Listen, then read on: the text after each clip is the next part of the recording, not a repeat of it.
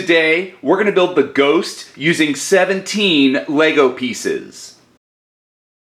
These are all the pieces you are going to need. In the description of this video, I left the piece names, count, and design IDs.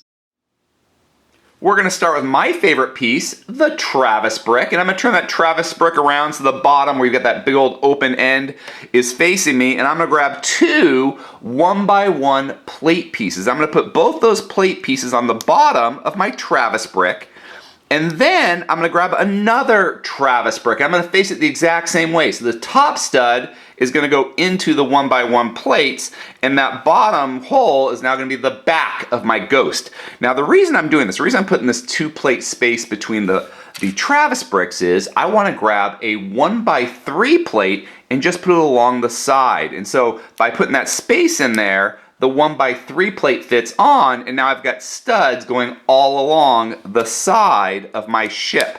Now once those 1x3 plates are on the side, on the center stud, I'm going to grab this 1x1 plate with this dark yellow color and just put it on that center stud because I want to add a little color to my Ghost because the Ghost has a little paint on it, so I want to make sure I match it with this micro build or give the illusion of matching it. And so once that 1x1 yellow plate is on, I'm going to grab a 1x1 round plate and put it on top of that normal 1x1 plate to kind of create the curved end of the Ghost. And then on the side studs, I'm going to grab two cheese wedge slopes. I'm going to put those cheese wedge slopes so the thin end is on the side and it slopes up to that round 1x1 plate. And I do it to both ends to kind of create the curved ends of the Ghost, or the curved sides of the Ghost. I'm going to do the exact same thing on the other side with that 1x3 plate. Got my 1x1 dark yellow plate, my 1x1 round plate, and then my two cheese wedge slopes on the ends, sloping from the thin end on the ends to the thick end on the side.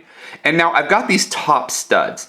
Well, this front top stud, I'm going to grab a 1x2 jumper plate. And I'm going to put that 1x2 jumper plate so that it goes to the end of the jumper plate and those fronts are parallel or kind of even and flush, and that kind of gives that little bump that's on top of the Ghost.